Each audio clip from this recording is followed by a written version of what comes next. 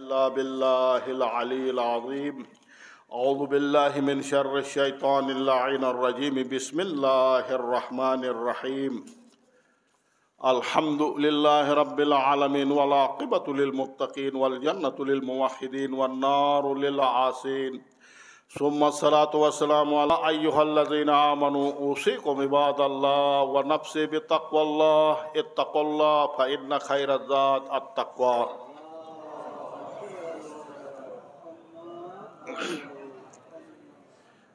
میرے محترم مومنین، بار دیگر سب سے پہلے اپنے آپ سے، پھر آپ بہترین مومنین محبین اہل بیت سے تقوی الہی کی سفارش و گزارش کی جاتی ہے۔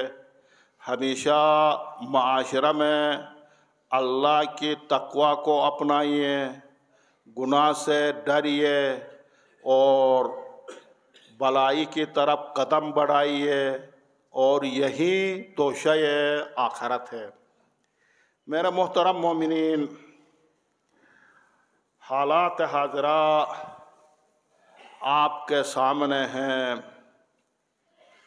حکومت کے ساتھ، فریق کے ساتھ جو ایک معاہدہ ہوا تھا وہ بھی آپ جانتے ہیں۔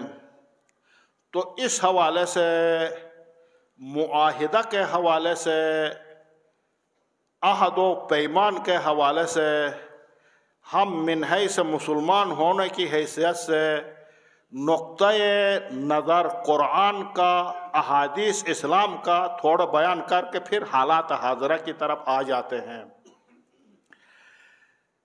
خدا نے جن اچھے خصوصیات اور صفات کو ذکر کیا ہے، ان میں سے ایک وفا بعہد و پیمان ہے۔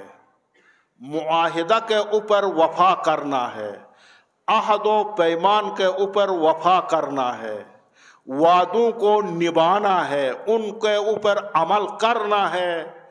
یہ قرآن نے روایات و احادیث میں یہ خصوصیت مومنین کی خصوصیت قرار دی گئی ہے۔ اور جو معاہدہ کے خلاف ورزی کرنا، عہد و پیمان کے خلاف ورزی کرنا، عہد و پیمان شکنی کرنا، نہ نبھانا، یہ کافروں کا، منافقین کا، مشرکین کی خصوصیات میں سے ہے۔ چونکہ اس لیے اسلام نے زور دیا ہے، عہد و پیمان پر عمل کرنے سے معاشرہ میں لوگوں کے آپس میں اطمینان پیدا ہوتا، اعتماد پیدا ہو جاتا۔ عہد شکنی کرنے سے، عہد و پیمان کے اوپر عمل نہ کرنے سے بد اعتمادی پیدا ہو جاتی ہے، اطمینان قلبی پیدا نہیں ہوتا، جس کی وجہ سے معاشرہ جو ہے وہ بگاڑ کا شکار ہو جاتا ہے۔ اور یقیناً یہ عہد و پیمان کے اوپر عمل کرنا ایک اسلامی حق بھی ہے اور ایک انسانی حق بھی ہے۔ اسلام کا تقاضا بھی ہے، انسانیت کا بھی تقاضا ہے کہ اپنے عہد و پیمان کے اوپر، اپنے معاہدہ کے اوپر، اپنے وعدوں کے اوپر عمل کرے۔ اس کے لیے ہمارے پاس بہت سی روایات ہیں جس میں فرمایا گیا کہ 3 مورد ایسے ہیں جہاں نہ مذہب کا لحاظ رکھو، نہ عقیدہ کا لحاظ رکھو، نہ نیک و بد کا لحاظ رکھو، اس کے اوپر عمل کرو۔ ایک مورد، پہلے مورد عہد و وفا، جس کے ساتھ بھی آپ نے معاہدہ کیا ہے، عہد و پیمان کیا ہے، وعدہ کیا ہے، خواہ وہ بندے صالح ہو، غیر صالح ہو، نیک ہو، برا ہو، مشرک ہو، کافر ہو، عہد کو نبھاؤ۔ یہ ایک مورد۔ دوسرا مورد والدین کے ساتھ نیکی کرنا۔ والدین خواہ صالح ہو خواہ غیر صالح ہو، کافر ہو، مشرک ہو، والدین کے ساتھ نیکی کرنا ہے۔ تیسرا، رد امانت۔ اگر آپ کے پاس کسی نے امانت رکھا ہے، خواہ وہ امانت رکھنے والے کافر ہو، مشرک ہو، صالح ہو، غیر صالح ہو، امانت کو آپ رد کر دیں۔ یہ اسلامی تقاضا بھی ہے، انسانی تقاضا بھی ہے۔ قرآن کی 2 آیت میں آپ کی خدمت میں عرض کروں گا، ایک حدیث عرض کروں گا۔ اور سورہ رات میں ارشاد خداوندی ہے، الذین ینقضون عہد اللہ، آیت بڑی لمبی ہے، اولئک لہم اللعنۃ ولہم سوء الدار۔ ان لوگوں کے لیے قرآن کی آیت ہے، لعنت ہے اور جہنم کا بہت برا ٹھکانہ ہے، جو عہد و پیمان کے اوپر عمل نہیں کرتے، عہد و پیمان شکنی کرتے ہیں۔ یہ ایک آیت۔ دوسری آیت سورہ مائدہ میں، یا ایھا الذین آمنوا اوفوا بالعقود، اے ایمان والو، تمہارا ایمان کا تقاضا یہ کہ جو کچھ آپ نے آپس میں معاہدہ کیا ہے، جو عہد و پیمان باندھا ہے، اس کے اوپر وفا کرو، اوفوا بالعقود۔ ایک حدیث رسول اسلام کا،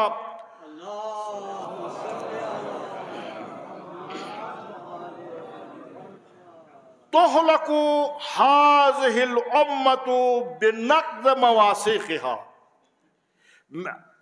میری امت ہلاک ہو جائے گی، گرفتار ہو جائے گی مشکلات کا، بنقض مواثیقہا، اپنے عہد و پیمان شکنی کی وجہ سے ہلاک ہو جائے گی۔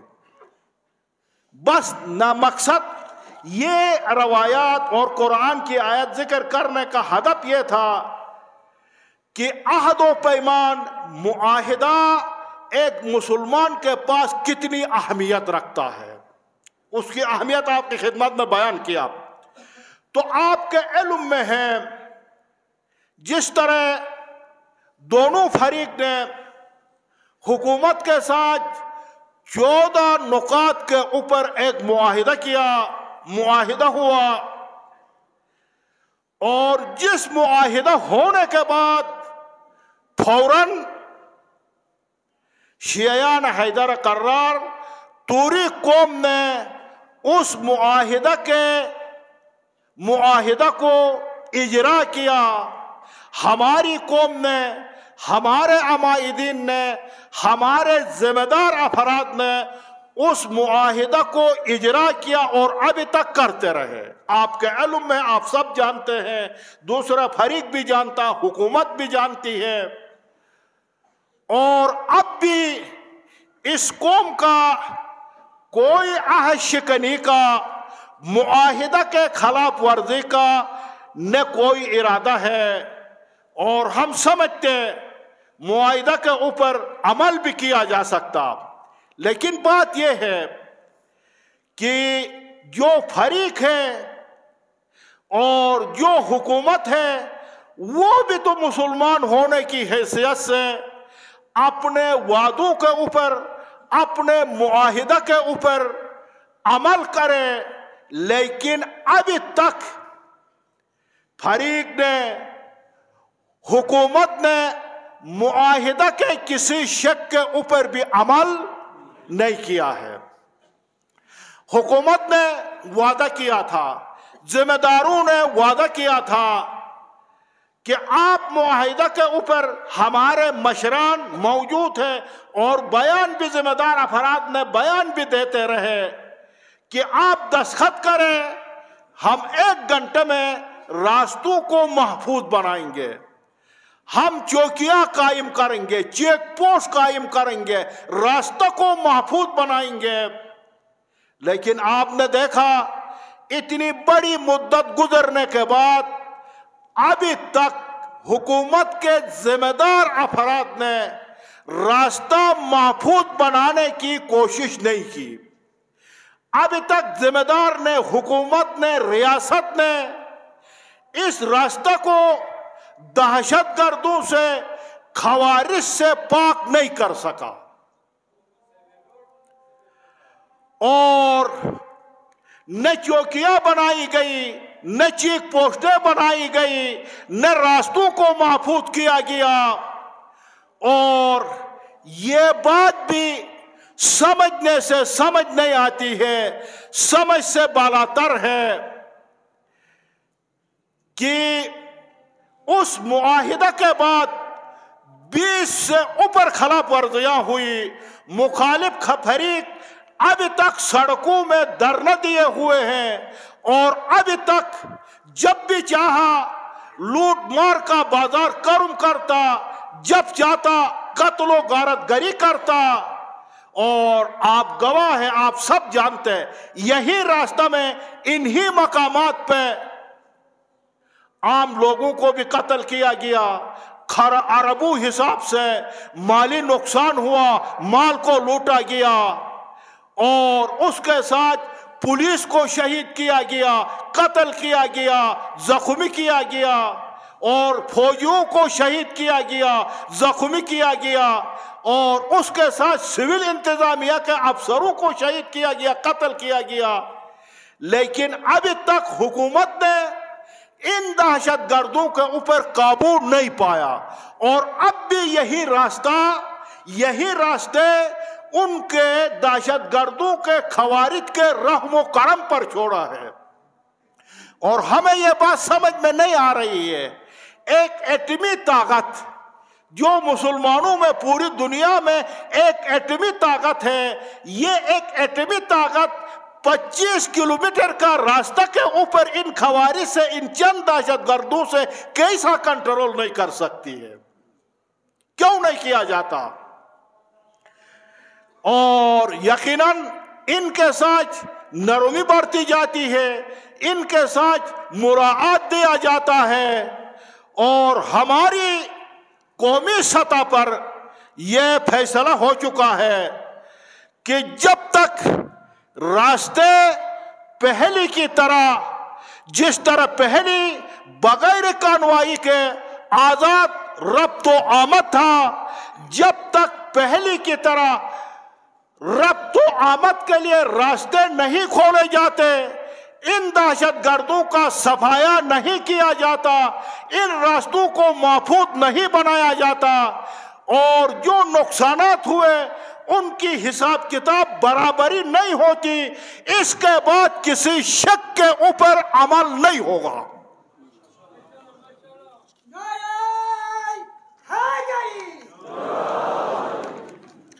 اس لیے کہ ہم نے ایک طرفہ عمل کیا، 100% ایک طرفہ عمل کیا، اور اس طرح 100% عمل کرنے کا صلہ، اس کا نتیجہ ہمیں کیا ملا؟ ہمارا مال لوٹا گیا، قتل کیا گیا، دہشت گردی ہوئی، ذبح کیا گیا، اور یقیناً اب یہ جو کانوائی ہوئی، اس کانوائی میں پولیس بھی تھے، ایف سی بھی تھے، آرمی بھی تھے، 3 فورسز موجود تھی، لیکن اس کے باوجود کانوائی کو لوٹا گیا، مارا گیا، آپس میں مال کو تقسیم کیا گیا۔ تو ہم حکومت سے پوچھتے ہیں یہ کس قسم کی کانوائی ہے؟ ہم نہیں سمجھتے یہ کوئی کانوائی ہے، ہم سمجھتے ہیں حکومت ریاست آمدن یہ ایک امدادی کانوائی ہے ان دہشت گردوں کے لیے، یہ ایک امدادی کانوائی ہے ان خوارج کے لیے۔ پولیس کے نگرانی میں، ایف سی کے نگرانی میں، آرمی کے نگرانی میں نگرانی کر کے حفاظت کے ساتھ لاؤ، اور جہاں دہشت گرد بیٹھے ہیں، جہاں خوارج بیٹھے ہیں، ان کے حوالہ کر دو۔ یہ ایسا ہوا ہمارے ساتھ، ان کے حوالہ کر دو۔ یہ ایک آپ نے ایک امدادی پیکیج دے دیا، آپ اگر دہشت گردوں کو امدادی پیکیج دیتے، اگر ان کے ساتھ آپ تعاون کرتے، آپ ریاست کے مال سے، بیت المال سے ان کو دے دے، نہیں ان کی شیعوں کے مال سے۔ شیعوں کے مال کو آپ حفاظت کے ساتھ لے کر ادھر دے دیتے ہیں، اور گھنٹوں گھنٹوں تک، 24 گھنٹوں تک وہ مال کو کہاں سے کہاں لے جاتے، تقسیم کرتے، کاروبار ہو جاتا، کوئی خبر لینے والا نہیں ہے، ان کے حوالہ کرتے۔ پولیس بھی غائب، ایف سی بھی غائب، عربی بھی غائب۔ اور یقیناً یہ اور حکومت ہمیں بتائے کہ آپ اگر واقعاً ابھی 4-5 مہینے ہونے والے ہیں، اتنی مدت میں ایک ایٹمی طاقت اور حکومت ان چند دہشت گردوں کے اوپر اگر رٹ قائم نہیں کر سکتی ہے تو کھل کر اعلان کر دے کہ ہم رٹ قائم نہیں کر سکتے، پھر آپ کے ساتھ معاہدہ کرنے کی کیا ضرورت ہے؟ آپ کے ساتھ بات کرنے کی کیا ضرورت ہے؟ پھر جس کے ساتھ ہم بات کر سکتے، جس طرح ہو سکتا ہم ویسے چلیں گے، آپ اعلان کر دیں یا راستوں کو محفوظ بنائیں۔ دیکھیں، پہلی بھی ان علاقوں میں جہاں دہشت گردی ہوئی وہاں آپریشن کا ڈونگ مچایا گیا، شور مچایا گیا، لیکن ایک دہشت گرد نہیں مارا گیا، ایک خوارج نہیں مارا گیا۔ اگر پہلے واقعاً آپریشن ہوتا، اگر مارے جاتے تو آج یہ واقعہ نہیں ہوتا۔ ہم نہیں سمجھتے کہ یہ حکومت اتنی کمزور ہے، نہیں، یہ آپ حکومت کی پالیسی ہے، ریاست کی پالیسی ہے۔ آپ آمدن اس طرح کر رہے، آپ بتاؤ اپنے ہدف کو، اپنے مقصد کو آپ کیا چاہتے ہیں، آخر کیوں اس طرح کرتے ہیں؟ اور دوسری اب کیا ہے، اب بھی ہم سمجھتے ہیں حکومت ریاست مخلص نہیں ہے، ہم سمجھتے مخلص نہیں ہے۔ ابھی دیکھیں کیسا اب اس قسم کا آپریشن ہم پہلی مرتبہ دیکھ رہے، پہلی مرتبہ سن رہے۔ کیا کہہ رہے؟ کہتی ہے حکومت ہم فلانے گاؤں میں آپریشن کریں گے۔ کتنے دن کے بعد؟ 2-3 دن کے بعد ہم آپریشن کریں گے۔ اس کا معنی کیا ہوا؟ اس کا اگر سمجھنے والا سمجھے تو اس کا معنی یہ ہوا، آپ اپنے اسلحہ جہاں جہاں ہیں ہم آپ کے وہاں آپریشن کرنے والے ہیں، آپ دوسرے علاقوں میں منتقل کر دو۔ ایسا ہے نا، 2-3 دن آپ پہلے کہتے کہ جناب علی ہم فلانے گاؤں میں آپریشن کرتے ہیں۔ کیا اس طرح آپریشن ہوتا؟ دہشت گردوں کو اس طرح پکڑا جاتا؟ اور اس کا معنی کیا ہے؟ ہم آپریشن کر رہے، آپ اپنے اسلحہ کو جس گاؤں میں آپ کا اسلحہ ہے اس سے دوسرے گاؤں میں آپ اپنا اسلحہ کو منتقل کر دو۔ اور دہشت گردوں کو یہ کہہ رہا ہے کہ جناب علی، دوسرے الفاظ میں یہ کہہ رہے کہ جناب علی آپ جہاں جہاں ہیں اپنے ٹھکانوں کو واپس چلے جاؤ، ہم 2 دن کے بعد آ جائیں گے۔ یہ کوئی آپریشن ہے؟ اس طرح آپریشن ہوتا ہے؟ ہم نے بہت صبر کیا، ہماری قوم نے معاہدہ کے اوپر عمل بھی کیا، ہماری قوم کا، جوانوں کا صبر کا پیمانہ لبریز ہو رہا۔ آپ پھر بھی اس طرح مت کریں۔ دیکھیں، آپ حکومت ہے، ریاست ہے، اس طرح اپنی رعیت کو یہ اس طرح جناب علی قتل و غارت گری کرنا، ان کو جناب کوئی روزگار پیدا کرنے کے بجائے ان کی روزگار کو چھیننا، ان کے مال کو لٹوانا، یہ کوئی ریاست نہیں ہے۔ خدا را آپ ایسا مت کریں، وگرنہ آپ خدا سے طاقتور نہیں ہے۔ خدا کی آواز اور مظلوموں کی صدا میں بھی پاور ہے، خدا طاقتور ہے۔ آپ اپنے ظلم میں ہی گرفتار ہوں گے اور آپ دنیا اور آخرت میں رسوا ہوں گے۔